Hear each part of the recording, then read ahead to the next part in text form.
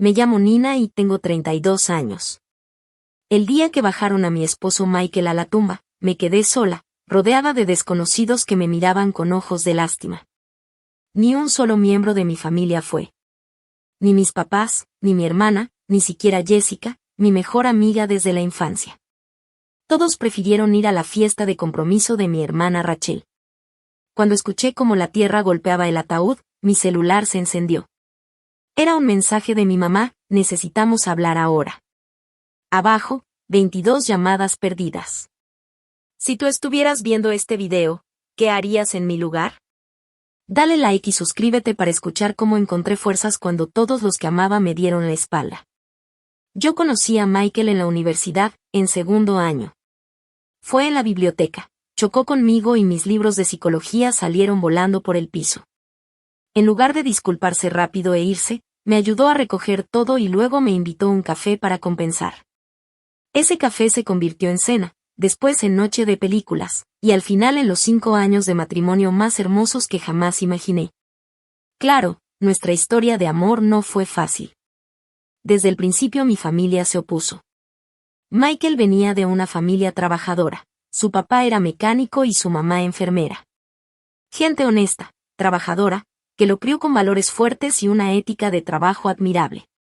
Pero para mis papás, obsesionados con el estatus, él era como de otro planeta. Podrías tener algo mucho mejor, nena, me decía mi mamá cada vez que salía su nombre. Piensa en tu futuro. Nunca va a poder darte la vida que mereces. Mi papá era todavía más directo: ese muchacho no tiene conexiones, no tiene dinero, nada que ofrecer, más que deudas estudiantiles. Yo ignoré sus críticas. Michael tenía todo lo que de verdad importaba. Era brillante, terminó su carrera de ingeniería con honores mientras trabajaba medio tiempo para pagar sus gastos. Era compasivo, pasaba los fines de semana como voluntario en el refugio de animales. Y sobre todo, me amaba sin condiciones, apoyando mis sueños y nunca pidiéndome que cambiara. Nuestra boda fue sencilla. Michael y yo la pagamos con nuestros ahorros, sin aceptar ayuda de mis papás porque sabíamos que vendría con condiciones.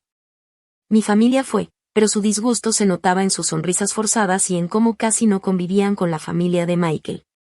Mi hermana Rachel pasó casi toda la recepción testeando, levantando la vista solo para hacer comentarios sarcásticos sobre lo simple del lugar o la comida. Jessica, mi dama de honor y mejor amiga desde la primaria, se veía dividida. Siempre había sido cercana a Rachel y a mí, pero con el tiempo la vi inclinarse más hacia ella. Ese día pasó más rato en la mesa de Rachel que a mi lado. Aún así, agradecí que estuviera allí, porque era de los pocos lazos de mi infancia que me quedaban. Mi matrimonio con Michael fue todo lo que soñé. Compramos un departamento pequeño, trabajábamos los dos a tiempo completo, yo como coordinadora de marketing y él como ingeniero de proyectos en una empresa de energías renovables. Viajábamos cuando podíamos, explorábamos la ciudad los fines de semana y pasábamos las noches tranquilas planeando el futuro. Queríamos 2 hijos, una casa con jardín, quizá un perro. Sueños simples, pero extraordinarios porque los íbamos a construir juntos. Con los años, la diferencia entre mi vida con Michael y mi vida con mi familia se hizo cada vez más clara. Cada reunión familiar era un reto, siempre tenía que aguantar indirectas sobre lo pequeño que era nuestro depa, sobre el rumbo de la carrera de Michael o sobre por qué todavía no teníamos hijos. Mientras tanto, Rachel solo recibía halagos, que si su trabajo en un despacho de abogados prestigioso, que si su grupo de amigos influyentes, que si sus novios millonarios. En cada cena familiar mi mamá me preguntaba: ¿cuándo nos vas a dar nietos? Y 10 minutos después se volteaba con Rachel para decirle: tómate tu tiempo, mi amor. Enfócate en tu carrera. Los hijos pueden esperar. La doble moral era obvia, pero yo ya estaba acostumbrada. Michael me apretaba la mano debajo de la mesa, y ese gesto silencioso valía mucho más que la aprobación de mi familia. Jessica veía todo esto. Ella había estado conmigo desde la infancia, cuando mis logros siempre quedaban a la sombra de los de Rachel. Como aquella vez que mis papás se olvidaron de ir a mi graduación de prepa porque coincidía con el recital de baile de mi hermana. O en Navidad, cuando a mí me daban regalos prácticos, mientras Rachel abría ropa de diseñador y joyas. Tu familia es dura, me dijo Jessica una vez después de una cena de acción de gracias particularmente tensa. Pero a su manera, sí te quieren. Yo asentí, aunque no lo creía. Aún así, agradecí su intento de consolarme. Lo que no sabía en ese momento era que Jessica poco a poco empezó a ver el trato de mi familia hacia mí como algo justificado, como si de verdad yo mereciera menos atención y cariño. Todo cambió hace 6 meses. Michael empezó con dolores de cabeza constantes y mucho cansancio.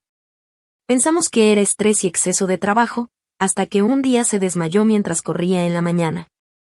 El diagnóstico fue rápido y brutal, cáncer cerebral en etapa 4. Con tratamiento, los doctores decían que podía vivir entre 6 meses y 1 año. Sin él, menos.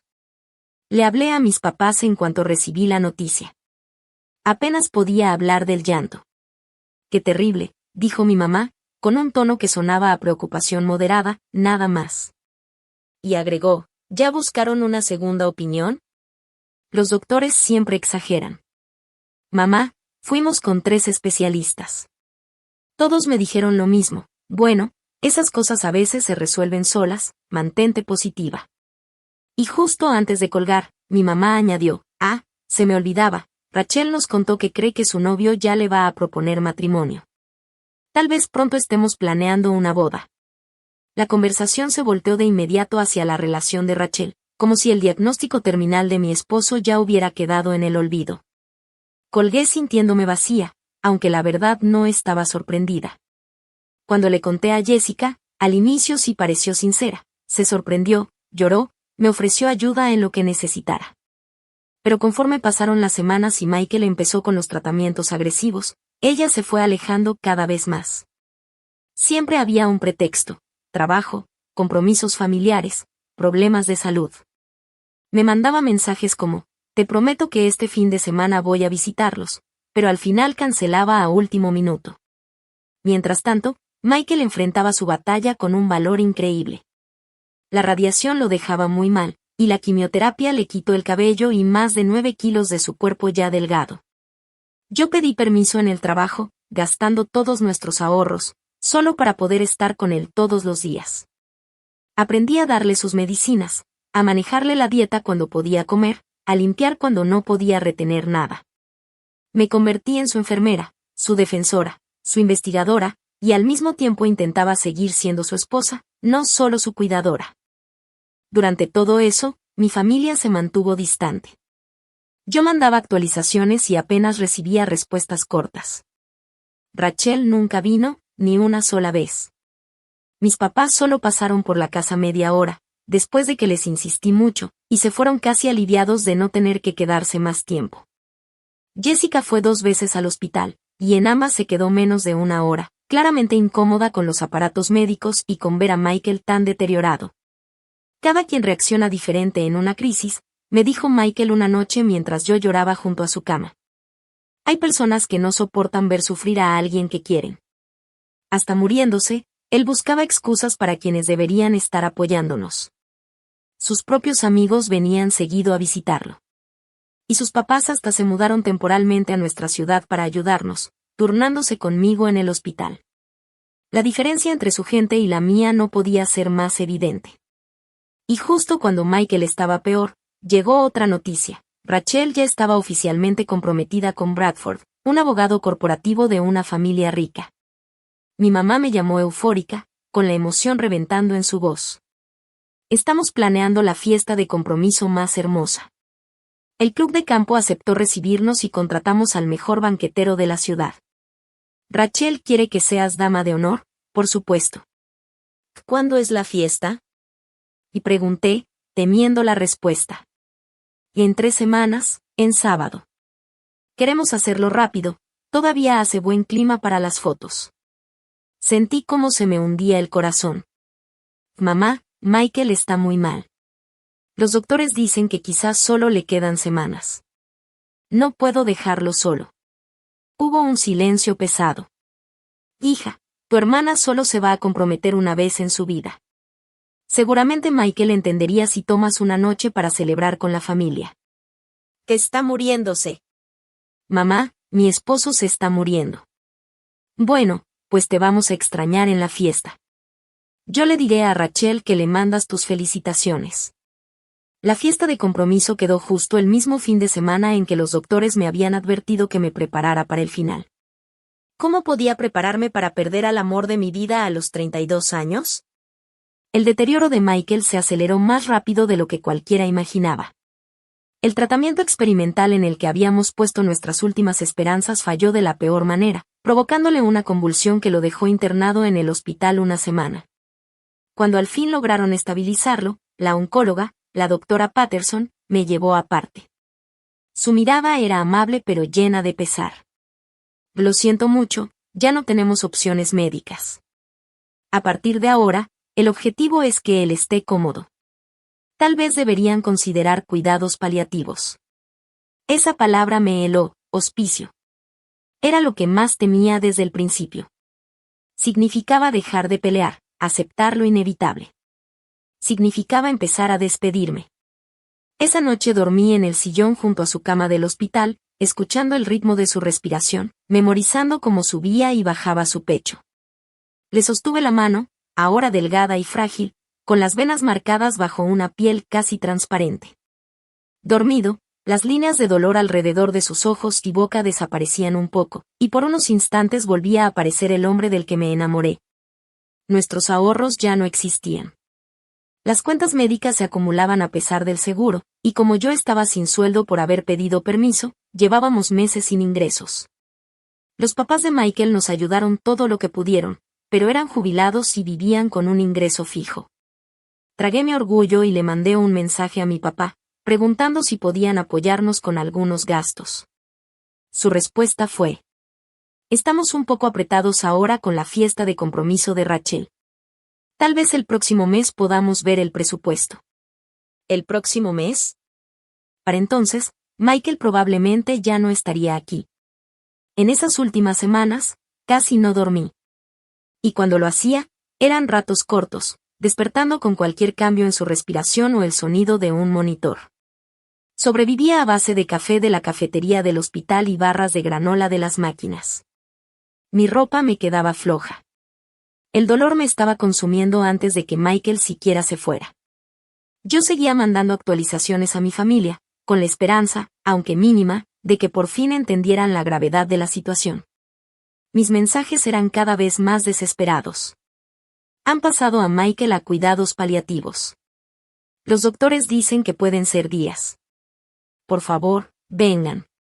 La respuesta de mi mamá fue: estamos orando por ustedes. Por cierto, ¿ya viste las fotos que te mandé del anillo de compromiso de Rachel?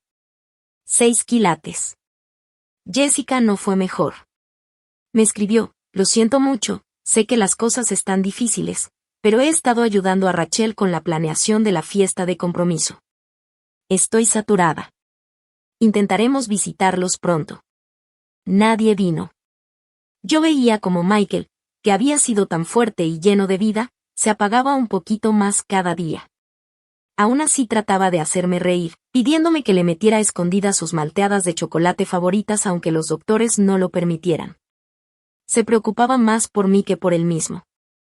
En uno de sus pocos momentos de lucidez me dijo: prométeme que vas a cuidarte cuando yo ya no esté. Encuentra alegría otra vez, Nina. No dejes que esto te destruya para siempre. Le prometí, aunque en mi interior no podía imaginar un mundo con alegría sin él. La noche antes de la fiesta de compromiso de Rachel, la respiración de Michael se volvió pesada. La enfermera de hospicio subió la dosis de morfina y me explicó suavemente que eso era una señal de que el final estaba cerca. Llamé a mis papás. Mamá, creo que Michael se va hoy en la noche o mañana. Por favor, los necesito aquí. Ay, Nina, suspiró. Tenemos invitados que vienen de fuera para la fiesta. Rachel se sentiría devastada si no estamos para recibirlos. Mi esposo se está muriendo. Y grité, asustando a la enfermera. Baja la voz, me regañó mi madre. Estás siendo dramática. La gente muere todos los días. Tu hermana solo se compromete una vez. Colgué con las manos temblando de rabia y de incredulidad. Mi último intento fue Jessica. Y Jess, por favor. No puedo con esto sola. Nina, estoy en el salón con Rachel. Nos estamos arreglando el cabello para mañana.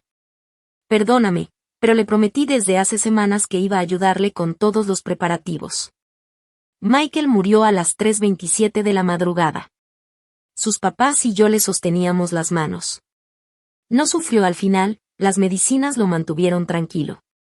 Sus últimas palabras conscientes para mí fueron: gracias por amarme.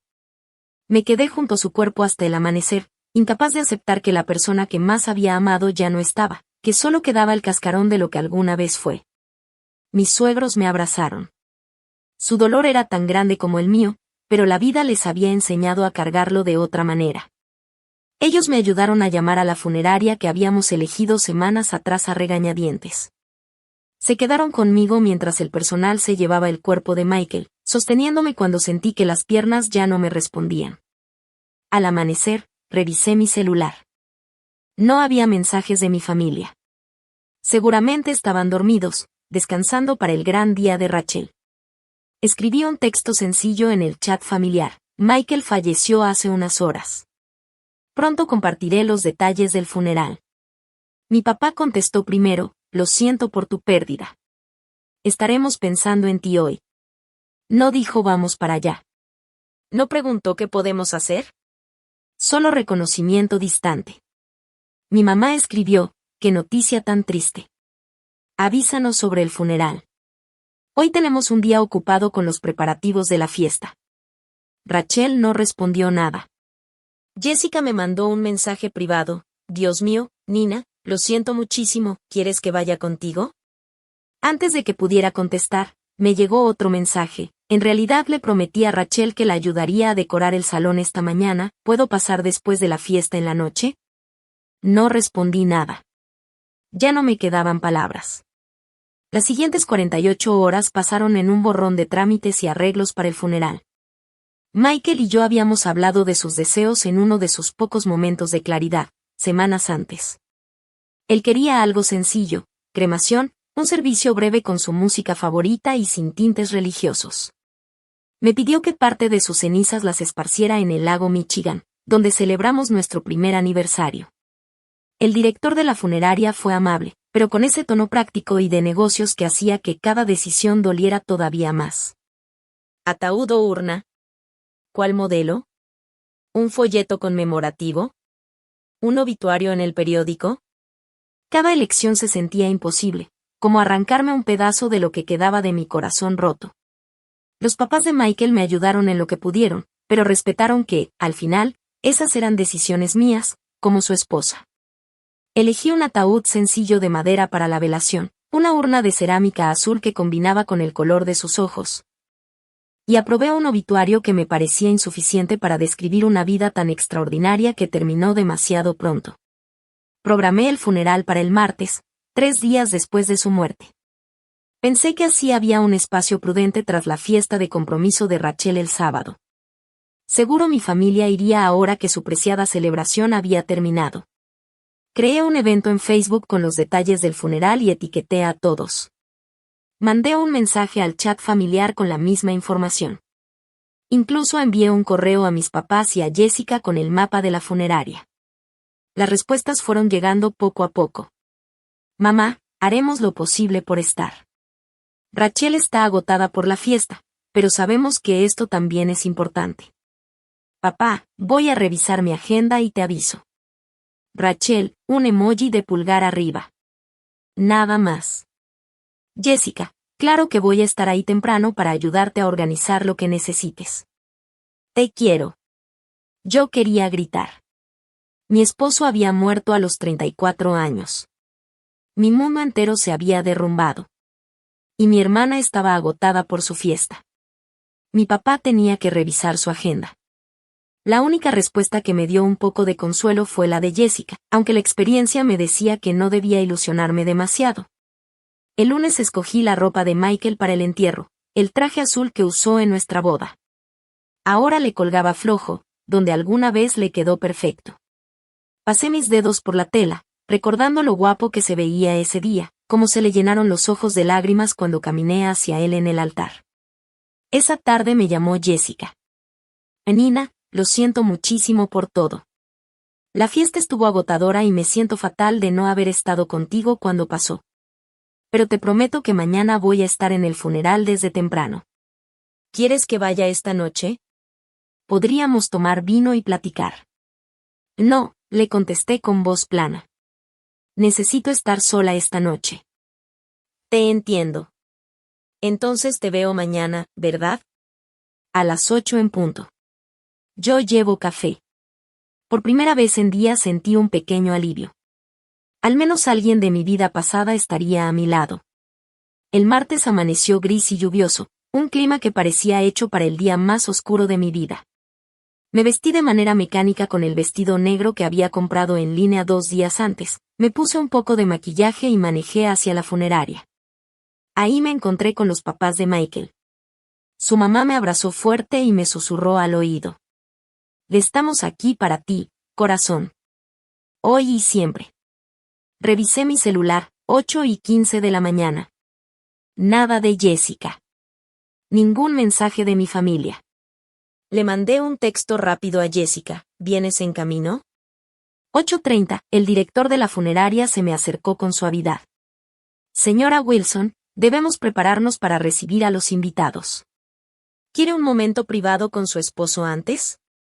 Asentí y lo seguí hasta la sala donde estaba el ataúd de Michael. Estaba rodeado de flores, la mayoría enviadas por sus compañeros de trabajo y amigos. Había un gran arreglo de sus papás y un ramo pequeño que yo misma había escogido, rosas blancas mezcladas con no me olvides, sus favoritas. Nada de mi familia. Ni siquiera una tarjeta de pésame. 9. Llegaron los primeros invitados, compañeros de oficina de Michael, su roomie de la universidad que voló desde Seattle, vecinos del edificio. Todos mostraban un dolor sincero, compartiendo anécdotas de Michael que, entre lágrimas, a veces me sacaban una sonrisa. 9:30, aún nada de Jessica. Nada de mi familia. Mi celular seguía en silencio. La ceremonia empezó a las 10. Me senté en la primera fila, entre los papás de Michael, sintiendo cada vez más el vacío de los asientos que habíamos reservado para mi propia familia. El oficiante habló con palabras hermosas sobre la vida de Michael, sus logros, su carácter. Sus amigos compartieron recuerdos. Su jefe contó sobre las contribuciones de Michael en los proyectos de energía renovable y cómo su trabajo seguiría beneficiando a comunidades por muchos años. Cuando llegó mi turno de hablar, casi no pude hacerlo. Estar frente a toda esa gente que era de Michael, no mía, me dolía como una herida abierta. Pero yo le había prometido que sería fuerte. Saqué las notas que había preparado y empecé a hablar del hombre que cambió mi vida, el que me enseñó lo que es el amor incondicional de verdad. Al terminar la ceremonia, mi teléfono vibró. Una notificación de redes sociales. Rachel había publicado fotos de su fiesta de compromiso. Debería haberla ignorado, pero un impulso masoquista me hizo abrirlas. Ahí estaban, mis papás sonriendo junto a Rachel y Bradford, y Jessica levantando una copa de champaña en un brindis. Todos vestidos con sus mejores ropas, celebrando como si nada más en el mundo importara. Y quizá, para ellos, así era. La hora marcada en las fotos no era del sábado, sino de ayer. Resulta que la fiesta no había sido solo un día, sino varios días de celebración. Mientras yo escogía la urna de mi esposo, ellos estaban desayunando en un restaurante de lujo. Mientras yo escribía su obituario, ellos abrían botellas de champaña. Después nos movimos al panteón para el entierro. El pequeño cortejo de carros cruzó la ciudad hasta llegar a ese lugar silencioso donde Michael descansaría para siempre. Cuando bajaron su ataúd, me quedé sola junto a la orilla de la tumba. Sus papás se hicieron un poco para atrás, dándome espacio para despedirme en privado. La lluvia caía suave, mezclándose con mis lágrimas. Le susurré las mismas palabras que le dije cada noche durante 5 años. Te amo más que ayer, pero menos que mañana. Y justo cuando la primera palada de tierra golpeó el ataúd, mi celular se iluminó. Era un mensaje de mi mamá, necesitamos hablar ya. Abajo, 22 llamadas perdidas de mi mamá, mi papá, Rachel y Jessica, todas en la última hora. Apagué el teléfono y me quedé ahí, viendo cómo enterraban a mi esposo. La casa se sintió más vacía que nunca cuando regresé del panteón. Los papás de Michael me ofrecieron quedarse conmigo, pero yo necesitaba estar sola con mi dolor. Caminé por los cuartos como un fantasma, tocando sus cosas, respirando el olor que aún quedaba en su almohada. Cuando por fin volví a encender el celular, empezó a vibrar sin parar con notificaciones, mensajes de voz, textos y llamadas perdidas. Abrí primero los mensajes de mi mamá. Nina, sentimos mucho no haber podido ir al funeral. Rachel no se sentía bien esta mañana después de la fiesta. Por favor, llámanos en cuanto leas esto. Estamos preocupados por ti. Tu papá y yo nos sentimos muy mal. Queríamos estar ahí, pero las circunstancias nos lo impidieron. Los de mi papá eran parecidos, llenos de excusas vagas y disculpas a medias. No podíamos quedar mal con la familia de Rachel y Bradford saliendo temprano del brunch después del compromiso. Los mensajes de Jessica eran más largos y cada vez más urgentes. Nina, lo siento tanto. Me quedé dormida después de la fiesta, ¿estás leyendo esto? Por favor, contéstame. Sé que debes odiarme ahora mismo. No tengo excusa. Déjame explicarte en persona, voy a pasar más tarde. Rachel, en cambio, solo había escrito uno. Perdón por lo de Michael. Estaba ocupadísima con lo del compromiso. Espero que el funeral haya salido bien. Dejé el celular a un lado, demasiado agotada emocionalmente como para contestarles. ¿Qué podían decir para justificar el haber faltado al funeral de mi esposo por una fiesta de compromiso que se había convertido en 3 días de celebración? Mientras me hacía una taza de té, apareció una notificación de correo. Era de Timothy, uno de los compañeros de trabajo de Michael que había asistido al funeral. La línea de asunto decía, tienes que ver esto. Lo abrí y encontré un video adjunto. El mensaje de Timothy era corto. Ayer estuve en el Gran Hotel por una comida de trabajo. Tu familia estaba ahí celebrando el compromiso de tu hermana. Pensé que debías saber lo que se dijo. Lo siento mucho, Nina. Con las manos temblando, reproduje el video. Mostraba la terraza del hotel decorada con flores y globos. Mi familia estaba sentada en una mesa grande, copas de champaña en la mano. Bradford estaba de pie, aparentemente dando un brindis. El video era tomado a lo lejos, pero el audio se escuchaba sorprendentemente claro. Bradford terminó su discurso y luego Rachel se levantó, visiblemente tomada por lo tambaleante de sus movimientos. Quiero darles las gracias a todos por venir a celebrar con nosotros, dijo, sonriendo. Especialmente a mis papás, que organizaron esta increíble fiesta a pesar del drama de mi hermana. Las risas se escucharon en toda la mesa. En serio, continuó Rachel, Nina siempre tiene algún drama. Primero casándose con ese ingeniero don nadie contra el consejo de todos, y ahora haciendo de su enfermedad el centro de atención justo durante mi compromiso. Mi mamá le dio una palmada en el brazo, pero no la contradijo. Mi papá asintió de acuerdo. Gracias a Dios que todos priorizaron lo que realmente importa. Rachel levantó su copa, a la familia que sí está presente en las cosas importantes. La cámara se movió un poco y vi a Jessica riendo y chocando su copa con la de Rachel. Nina siempre fue la reina de la exageración, añadió fuerte, para que todos escucharan. ¿Se acuerdan cuando pensaba que merecía ser la mejor de la generación en la prepa? ¿O cuando actuó como si su graduación de la universidad fuera la gran cosa? Más risas. Mi mamá se inclinó hacia Jessica y dijo. Anoche llamó diciendo que Michael estaba muriendo justo entonces, que todos teníamos que ir corriendo, la noche antes de la fiesta de Rachel. Qué falta de consideración con el momento. Paré el video, sintiéndome físicamente enferma. No solo habían faltado al funeral por mala planeación. Habían decidido conscientemente seguir festejando, burlándose de mi dolor y de mi pérdida en el proceso. Con los dedos temblorosos, revisé mi historial de mensajes con Jessica. 3 semanas antes, ella me había preguntado sobre el pronóstico de Michael. Le contesté con la verdad, que los doctores esperaban que se fuera muy pronto, quizá en días.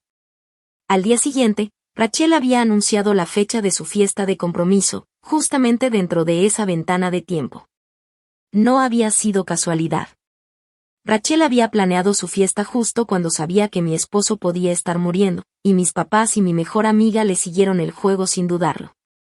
Me descubrí a mí misma revisando mensajes de años atrás con mi familia, siempre lo mismo, minimizar lo que yo lograba, hacer menos mis sueños, poner las prioridades y caprichos de Rachel por encima de todo. Michael lo había visto desde el inicio. Ellos no te tratan ni con lo más básico, respeto, me dijo una vez, cuando apenas empezábamos a salir. Yo lo defendí entonces, buscaba excusas para justificar a mi familia. Cuando cayó la noche, recibí otro mensaje de mi mamá. Tu papá y yo queremos hablar contigo sobre el fideicomiso familiar. Estamos haciendo algunos cambios y necesitamos tu firma. ¿Puedes venir mañana? Le marqué a Susan, una compañera del trabajo que se había vuelto amiga mía durante la enfermedad de Michael. Ella había estado en el funeral esa mañana y me había ofrecido acompañarme si lo necesitaba. ¿Sabes algo de fideicomisos familiares? Le pregunté apenas contestó. Mi esposo es abogado de herencias. ¿Por qué? Mis papás quieren que firme algo, hoy, de todos los días. La voz de Susan se volvió seria. Y Nina, no firmes nada sin leerlo bien. Y menos ahora, que estás vulnerable. ¿Quieres que Richard lo revise por ti? ¿No le molestaría? Para nada. Él siempre dice, duelo y documentos legales son una mezcla peligrosa. Antes de que pudiera responder, sonó mi timbre. Miré por la mirilla, era Jessica, con un ramo de flores y una botella de vino. Alguien está en la puerta, te marco después, le dije rápido a Susan y colgué. Pensé en no abrir, pero otra parte de mí necesitaba esa confrontación. Abrí la puerta, sin quitarme del marco para bloquear la entrada. Jessica tenía los ojos rojos y el maquillaje corrido. Nina, de verdad lo siento muchísimo. Déjame explicarte. ¿Qué explicar qué? ¿Qué preferiste una fiesta antes que estar conmigo en el funeral de mi esposo? ¿Qué te reíste mientras mi hermana se burlaba de mi marido muriéndose? Su cara perdió el color. ¿De qué estás hablando? Vi el video, Jessica. Del brunch de ayer. Escuché lo que dijiste de mí. Eso fue solo, estaba siguiendo la corriente. Ya sabes cómo se pone Rachel si no le das la razón. No sé. Porque yo no traiciono a la gente que amo solo para quedar bien con los demás. La expresión de Jessica se endureció un poco. Siempre has sido tan juzgona, Nina. Como si fueras perfecta, la mártir de todo. Rachel tiene razón, siempre haces que todo gire alrededor de ti. Mi esposo se murió. Y grité, sin importarme ya si los vecinos escuchaban. Se murió y a ninguno de ustedes le importó lo suficiente para estar conmigo. Ni en el peor momento de mi vida. Si nos importaba, solo que, titubeó. Solo que tenían cosas más importantes, como tomar champaña y reírse de mí, escupí con rabia. Nina, por favor. Hemos sido amigas por 20 años. No tires todo eso a la basura. Tú fuiste la que lo tiró, dije de repente tranquila. No yo. Ahora vete. Tu familia está preocupada por ti. Me mandaron a checar cómo estabas, a traerte de regreso a casa. Ya estoy en mi casa. Y ellos ya no son mi familia. Tú tampoco. Cerré la puerta pese a sus ruegos, me apoyé contra ella y empecé a sollozar con todo el cuerpo. La última ilusión que tenía se rompió en pedazos.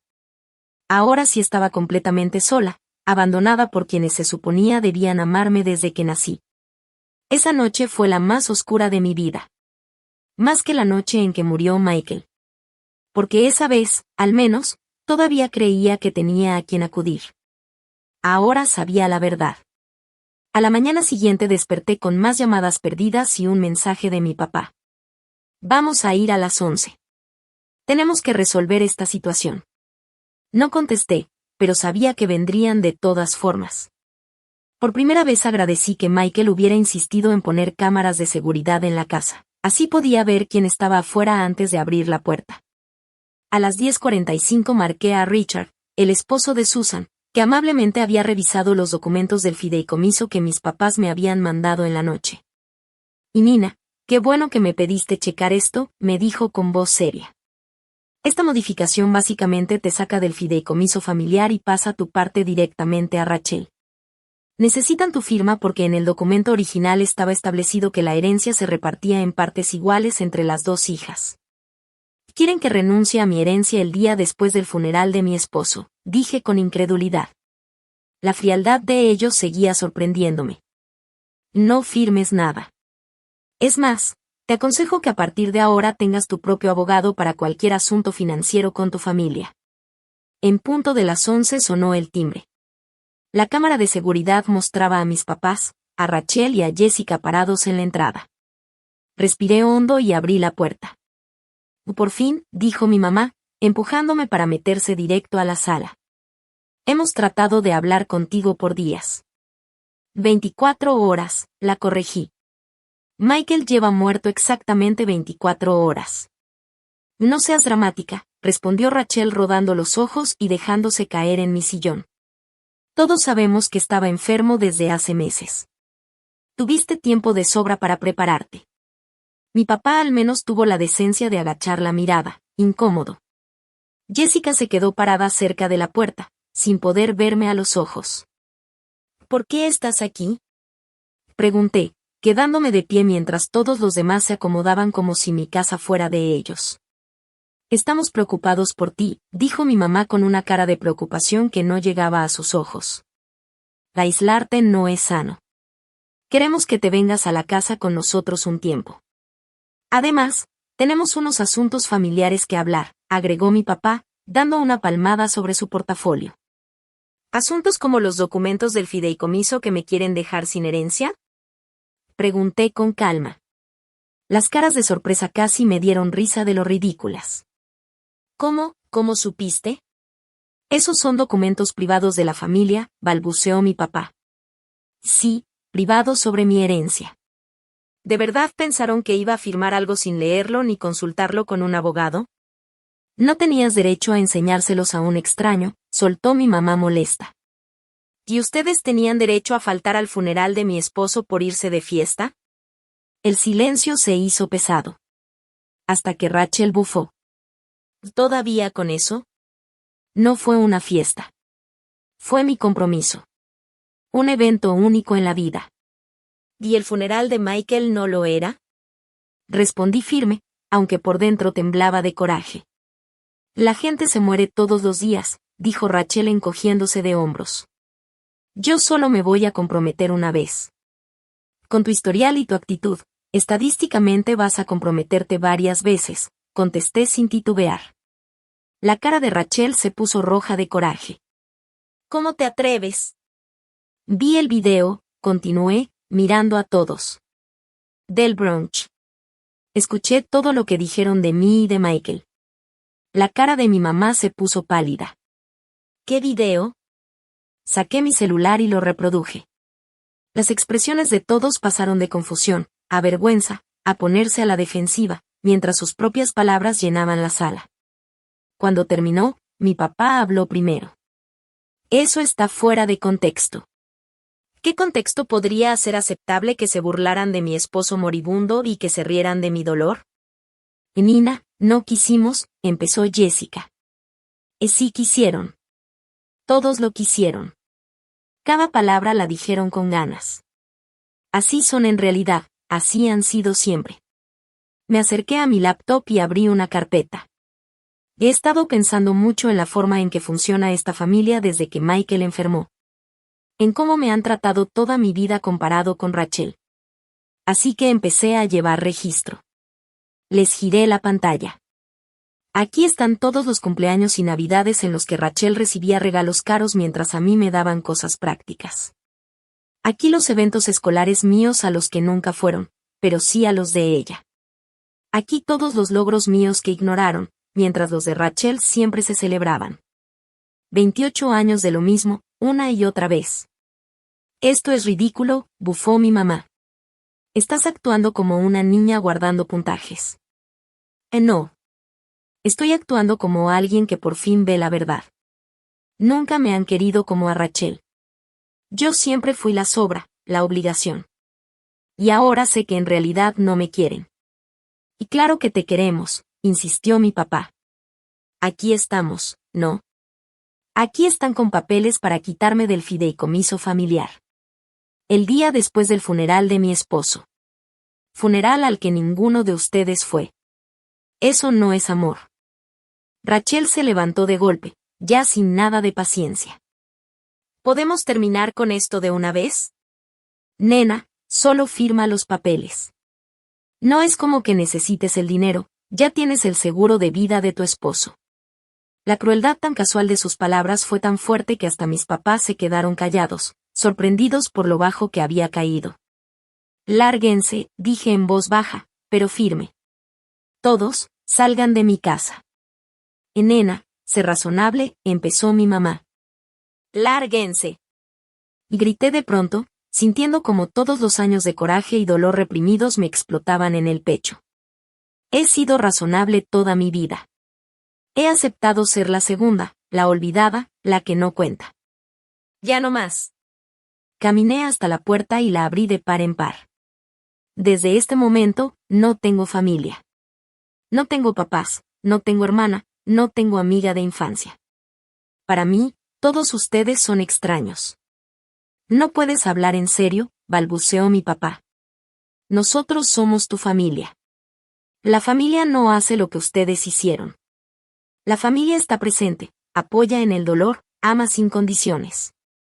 Ustedes fallaron en todo. Jessica dio un paso hacia mí, con lágrimas corriendo por su cara. Oh nena, por favor. Sé que la regué horrible, pero 20 años de amistad deben contar para algo. Y no contaron nada para ti cuando elegiste la fiesta de Rachel en lugar del funeral de Michael. No contaron nada cuando te reíste de mi dolor y me llamaste dramática por llorar a mi esposo. Haré lo que sea para arreglarlo, suplicó. Y no hay nada que arreglar. No hay nada que salvar. Por favor, vete. Uno por uno fueron saliendo. Mis papás, con cara de no creer lo que pasaba. Rachel, furiosa, como si yo fuera la culpable. Jessica, destrozada. Cuando mi mamá pasó junto a mí, me tomó del brazo con fuerza. Te vas a arrepentir, me dijo entre dientes. Cuando se te pase el dolor, vas a necesitarnos. Le quité la mano despacio. No, no los voy a necesitar. Adiós, Elizabeth. Al usar su nombre de pila en vez de decirle mamá, sentí que se rompía el último hilo que nos unía. Su rostro se desmoronó por un segundo, antes de endurecerse otra vez en esa máscara de orgullo frío. Sin decir nada más, se fue con mi papá al carro. Cuando cerré la puerta, me invadió una paz extraña. Por primera vez en mi vida, me defendí de verdad. Hice lo que Michael siempre me decía que hiciera, lo que él hubiera estado orgulloso de ver. Esa misma noche, busqué ayuda. Contacté a una terapeuta que se especializaba en duelo y trauma familiar. Le llamé a Susan para agradecerle a ella y a Richard por todo su apoyo. Y empecé a investigar grupos de apoyo, tanto para viudas jóvenes como para personas que habían decidido cortar lazos con familias tóxicas. Mi nueva vida apenas comenzaba, levantándose de entre las cenizas de todo lo que había perdido. Pero esta vez, yo sería la prioridad. Las semanas que siguieron fueron las más duras y a la vez las más liberadoras de toda mi vida. El duelo llegaba en olas.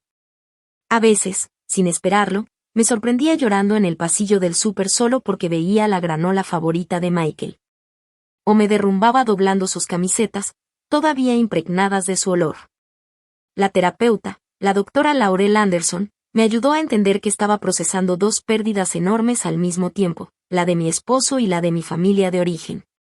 Ella lo llamó duelo complejo, y me explicó que la traición de mi familia había complicado aún más el luto por Michael.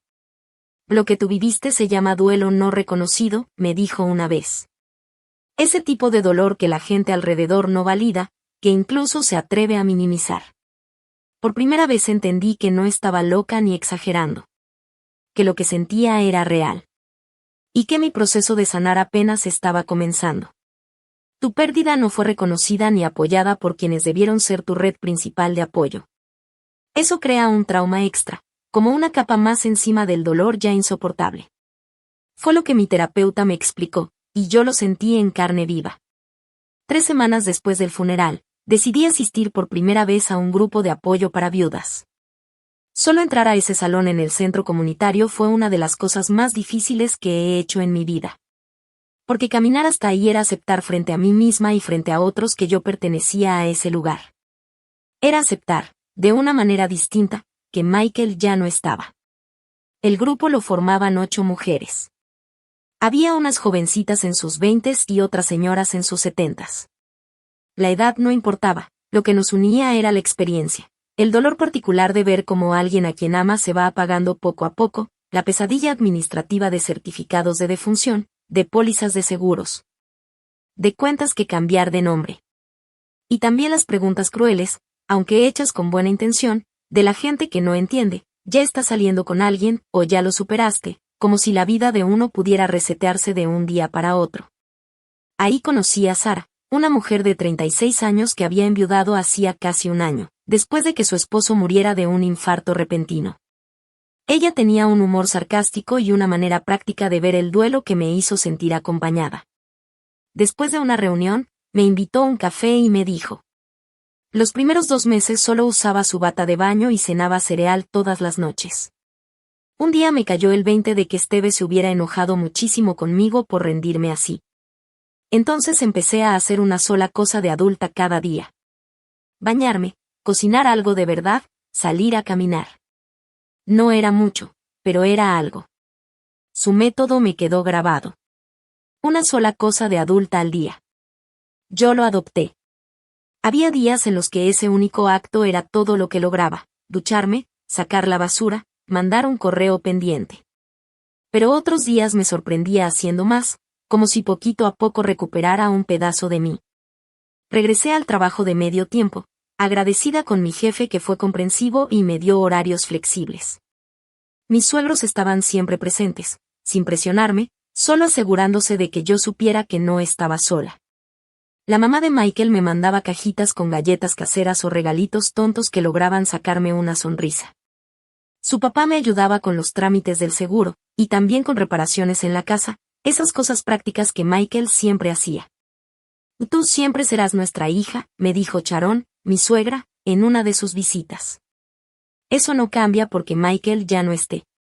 Esas palabras me hicieron llorar, porque sentí un amor sincero, lo que debería haber recibido de mi propia familia.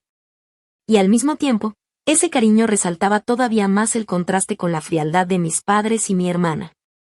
Ellos habían intentado llamarme un par de veces después de la confrontación. Dejaban mensajes de voz hablando de sanar la relación familiar y seguir adelante juntos. Yo no respondí. Rachel solo mandó un texto: estás siendo ridícula. Llama a mamá y papá y discúlpate.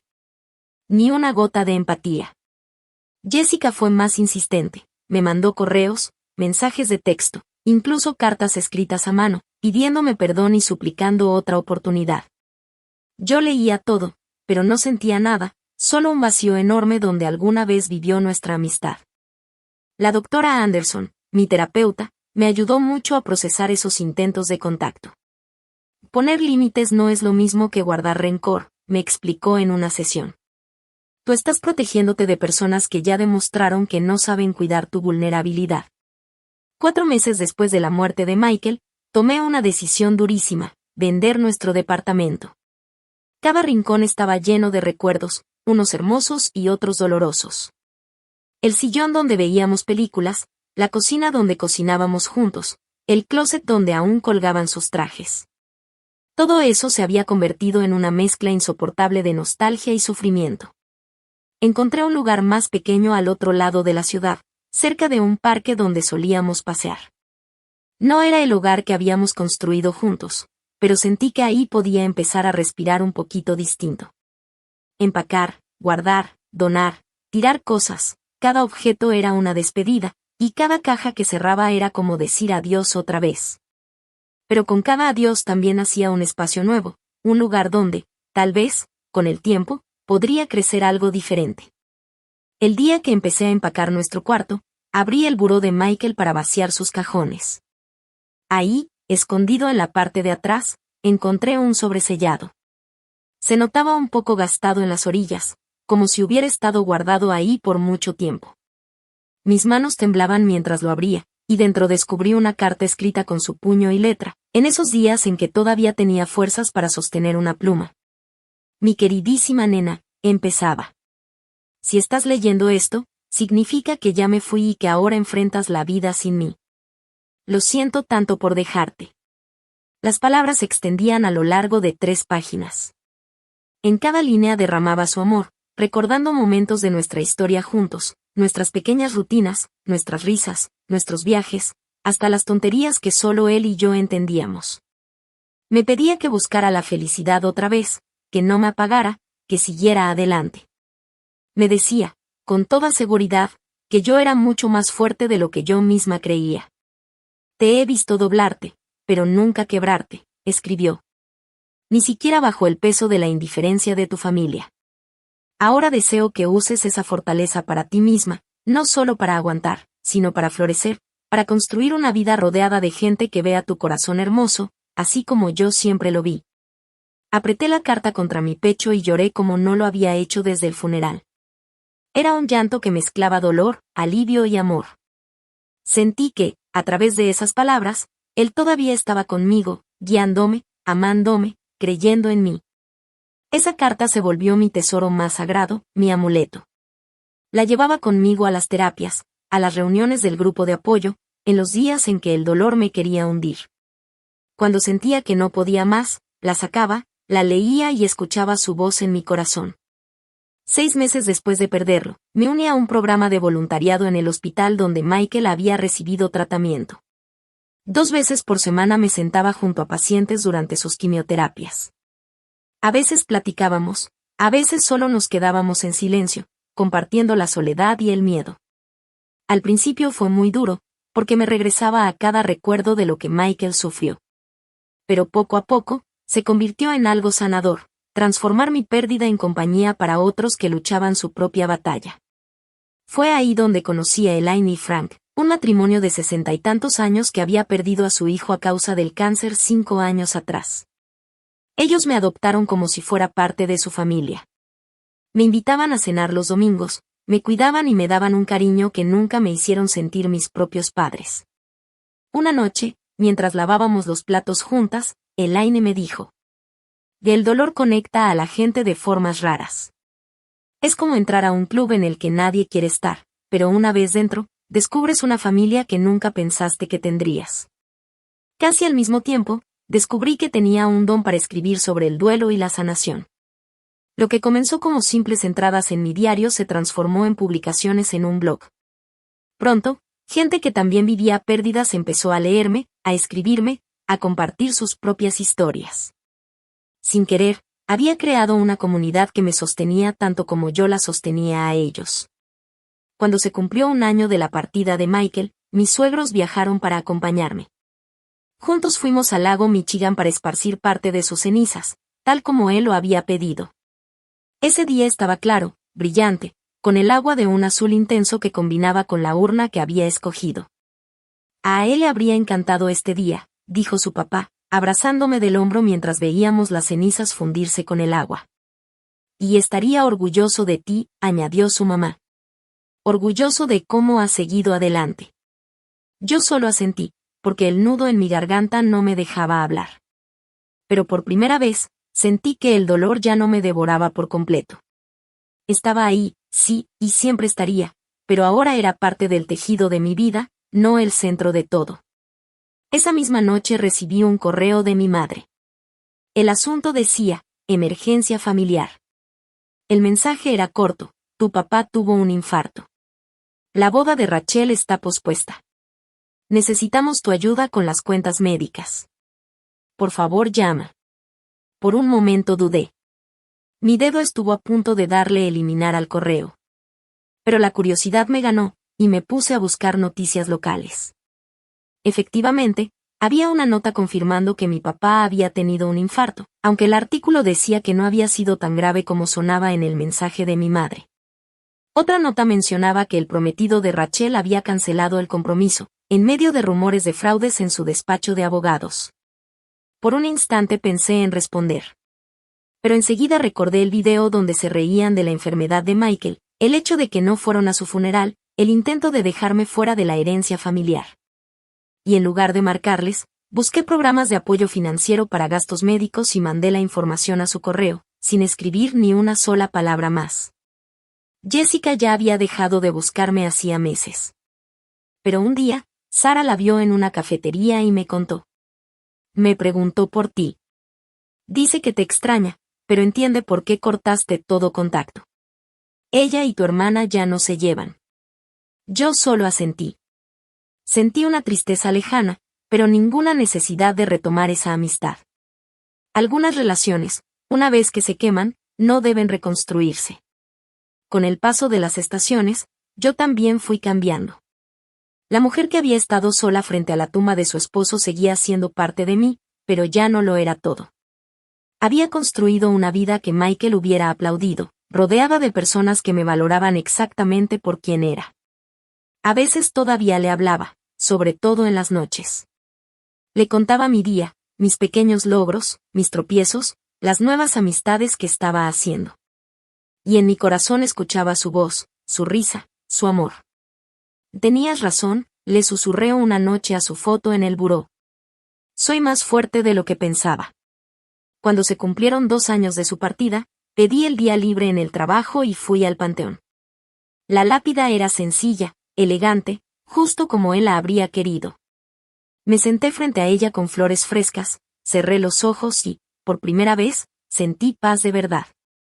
No porque lo hubiera olvidado, sino porque lo llevaba conmigo, en cada paso, en cada respiro, en cada decisión de seguir adelante. Coloqué flores frescas junto a la tumba y me senté en la pequeña banca que mandé poner cerca. Respiré profundo y dije en voz alta, sin pena, sin miedo a que alguien me escuchara. 2 años, amor, 2 años ya. Antes me daba vergüenza hablarle al aire, pero ahora no. Ahora sé que es mi forma de seguirlo sintiendo conmigo. A veces parece que fue ayer cuando estaba parada aquí, bajo aquella lluvia, viendo cómo bajaban su ataúd mientras yo me quedaba completamente sola. Y otras veces me parece que pasó en otra vida, tan lejano, tan borroso. En estos 2 años tantas cosas cambiaron. Me mudé a una casita acogedora con un jardincito donde planto jitomates, calabacitas y flores que me alegran el día. En el trabajo me ascendieron, y hasta me animé a dar talleres de apoyo para personas en duelo en el centro comunitario. Tengo amigos que me llaman solo para saber cómo estoy, amigos que recuerdan el cumpleaños de Michael, nuestro aniversario, y que entienden que mi dolor nunca se va del todo, pero tampoco me define por completo. A mi familia no la he visto en 2 años.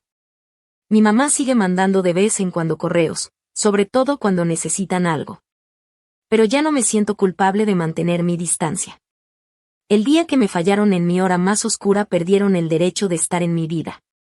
Mientras estaba pensando en todo esto, vi que alguien se acercaba por el caminito del panteón. Era una figura conocida. Jessica. Venía nerviosa, con un pequeño ramo de flores en la mano. Cuando me vio se detuvo en seco, dudando si seguir o mejor regresar. «Puedo venir después si quieres», me dijo insegura. «Está bien», contesté, sorprendiéndome yo misma. «Puedes ponerlas aquí». Se inclinó, dejó sus flores junto a las mías y se quedó de pie, incómoda, hasta que habló. «Vengo cada año, no pensé encontrarte hoy». «¿Vienes a la tumba de Michael?», pregunté, genuinamente sorprendida. Ella asintió. «Sé que no compensa a él no haber ido al funeral». «Nada podría hacerlo», le respondí seca. «Lo sé. Pero quería mostrar respeto, darle el lugar que merece, y recordarme todos los años el peor error de mi vida». La miré de verdad por primera vez en 2 años. Ya no era la Jessica impecable, siempre arreglada, siempre con la ropa de moda. Se veía distinta, más sencilla, más real. Como si la vida también la hubiera golpeado y bajado de ese pedestal de apariencias. «¿Cómo has estado?», y le pregunté, sin querer entrar todavía en lo profundo. «Diferente», suspiró. «Rachel y yo nos peleamos feo después de todo. Ella quería que yo estuviera de su lado en todo, que justificara lo injustificable, y ya no pude. Me di cuenta de lo tóxica que era nuestra amistad. ¿Y qué pasó con su compromiso? Pregunté, sin ocultar mi curiosidad. Se acabó. Bradford salió embarrado en un escándalo de fraudes en su despacho y la dejó colgada. Nunca la quiso, solo estaba con ella por las conexiones de la familia. Ella quedó devastada. Me quedé callada un momento y luego pregunté, sin entender por qué. ¿Y mis papás? Tu papá se recuperó del infarto, pero tuvieron que vender la casa grande por las deudas médicas. Ya no me hablan tampoco, porque me negué a cortar a Rachel de mi vida del todo. Nos quedamos en silencio, cada una atrapada en sus recuerdos. Era un silencio pesado, lleno de la historia rota que compartíamos. Lo siento, Nina, dijo al fin Jessica, con la voz quebrada. Lo siento de verdad. No solo por el funeral. Lo siento por todos los años en que no fui la amiga que merecías. Por haberme dejado arrastrar por Rachel y olvidar lo que significa una amistad real. La miré fijo, buscando señales de sinceridad. Y las encontré. Su rostro mostraba un arrepentimiento genuino. Y gracias por decirlo, contesté despacio. No espero que me perdones ni que las cosas vuelvan a ser como antes, continuó. Solo quería que supieras que reconozco todo lo mal que me porté, y que perder tu amistad ha sido la consecuencia más dura de mis actos. Platicamos casi una hora. Nos contamos cosas de nuestras vidas, pero también pusimos sobre la mesa el dolor y la traición que nos separaron. Jessica me confesó que había estado en terapia, enfrentando sus propios problemas familiares y su costumbre de buscar aprobación en la gente equivocada. Michael estaría sorprendido de la mujer en la que te convertiste, me dijo antes de irse. Él siempre vio tu fuerza, incluso cuando tú no podías verla. Y él me enseñó lo que es el amor verdadero, respondí acariciando la lápida. Y su amor me dio el valor de exigir más de los demás. Nos intercambiamos los números de teléfono. Sin promesas, sin falsas ilusiones. Solo una puerta entreabierta después de 2 años de estar cerrada. Esa misma tarde tuve una cena pequeña en mi casa. Sara y su nuevo novio, Elaine y Frank, y también Susan y Richard, que me ayudaron tanto cuando Michael murió. Entre risas, platillos compartidos y la calidez de la mesa, sentí a Michael presente.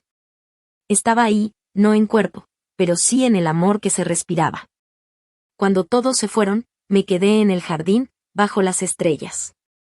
Pensé en todo lo vivido estos 2 años. Perder a mi esposo y a mi familia de sangre, cargar con traiciones y abandonos, soportar un dolor que nunca imaginé sobrevivir. Y sin embargo, ahí estaba yo. No solo sobreviviendo, sino construyendo una vida con sentido, con conexiones auténticas. Entendí, al fin, que la familia no es la sangre ni los apellidos. La familia son esas personas que aparecen cuando más los necesitas. Los que no tratan de arreglar tu dolor, pero te acompañan en él. Los que celebran contigo sin envidia y sin condiciones. También aprendí que poner límites no es egoísta, es necesario. Que perdonar no siempre significa reconciliarse. Que hay relaciones que se rompen para siempre, y está bien. Y, sobre todo, descubrí mi propia resiliencia. La fuerza que Michael siempre vio en mí, al fin yo también la veía. Alcé la vista al cielo lleno de estrellas y susurré. Y gracias por amarme, Michael. Gracias por enseñarme lo que merezco. Estoy construyendo la vida hermosa que querías para mí. Una brisa suave movió las hojas de mi jardín. En ese instante, sentí como si unos brazos invisibles me rodearan. No estaba sola. Nunca lo estaría del todo.